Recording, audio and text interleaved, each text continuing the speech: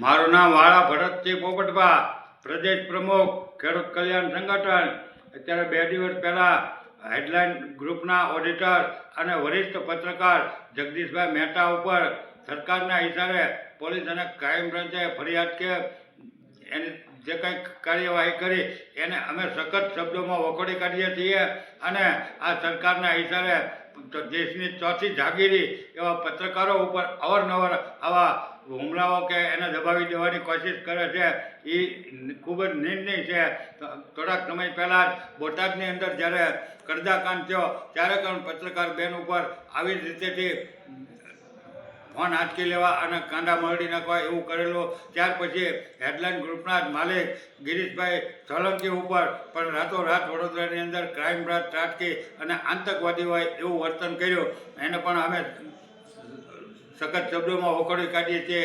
અને ત્યાર પછી અત્યારે જગદીશભાઈ મહેતા, જેને જનરલ નોલેજ અને ખેડૂતો અને ગરીબો બાબતે લોકોની બાબતમાં બોલવામાં જેને માહિર કહેવાય અને જેને ગામઠી ભાષામાં એક અલૌકિક રીતેથી નિવેદન આપી અને સરકારને કે તંત્રને જગદીશભાઈ મહેતા હર હંમેશની માટે એનો વિરોધ કરતા હોય એવું અમે નથી માનતા, પણ સરકારને સમજૂતી કે સરકારને એક સુધાવ કે એને માર્ગદર્શન આપે એવું જો નિવેદન આપતા હોય અને એને જો આવા કાર્ય કરતા હોય તો સરકારની સામે અમારો સખત વિરોધ છે.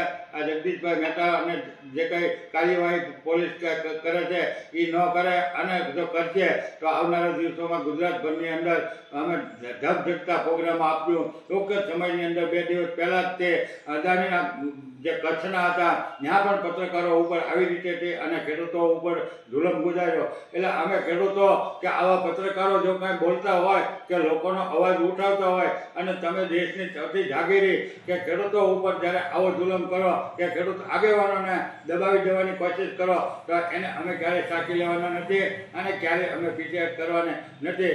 અત્યારે જગદીશભાઈ મહેતાને અમે દિલથી પૂરું સમર્થન આપીએ છીએ. અમે લેખિતમાં પણ કાલે આપવાના છીએ અને સરકારને અમારે સીધી જ વાત છે કે આવા તમે ધતિંગ હવે બંધ કરો, નહીંતર પછી આવનારી ચૂંટણીઓમાં તમારી ઉપર જોઈએ એકા પ્રોગ્રામ થઈ જાય. જગદીશભાઈ મહેતા તો વરિષ્ઠ પત્રકાર છે, એક તજજ્ઞ કહેવાય, એક સંત કહેવાય, એક જ્ઞાની કહેવાય, એક વિદ્વાન કહેવાય. આવા મહાન માણસ ઉપર જો આવા તમે તમારા વખાણ કરે, તમારી વાહ કરે, તમે કંઈક ભૂલ કરો તો જગદીશભાઈ મહેતા તો ગમે એને કહે છે.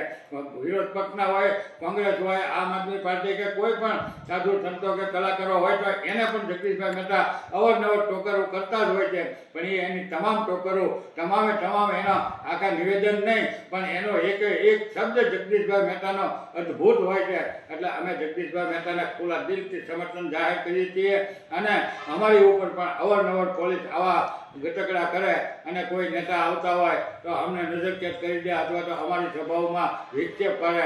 મને પણ 31 સુધી જ્યારે દિલ્હીનું આંદોલન હાલતો ત્યારે નજરકેદ રાખેલો. ત્યાર પછી અનેક વખત જે કોઈ ભાજપના નેતા મહુવા કે ભાવનગર જિલ્લામાં આવતા હોય એટલે અમને નજરકેદ રાખે.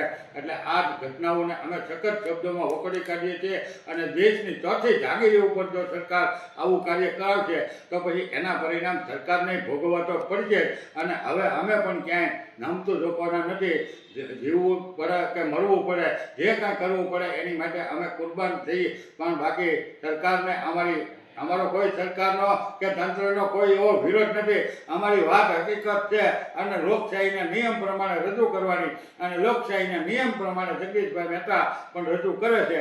એટલે અમે જગદીશભાઈ મહેતાને ખુલ્લું સમર્થન આપી અને આવનારા 2 દિવસની અંદર જો આમાં સરકાર યોગ્ય નિર્ણય નહીં લે અને આ તમામ ફરિયાદો છે જગદીશ મહેતા ઉપરથી એ જો પાછી ખેંચવામાં નહીં આવે તો પછી ગુજરાત ભરકે ભરે એવા પ્રોગ્રામો થતા છે હજુ વાર લાગશે નહીં એવા અત્યારે અમને પૂરેપૂરા સંકેતો દેખાઈ રહ્યા છે અને અમે પણ આમાં જે કંઈ કરવું પડશે એ કરશું.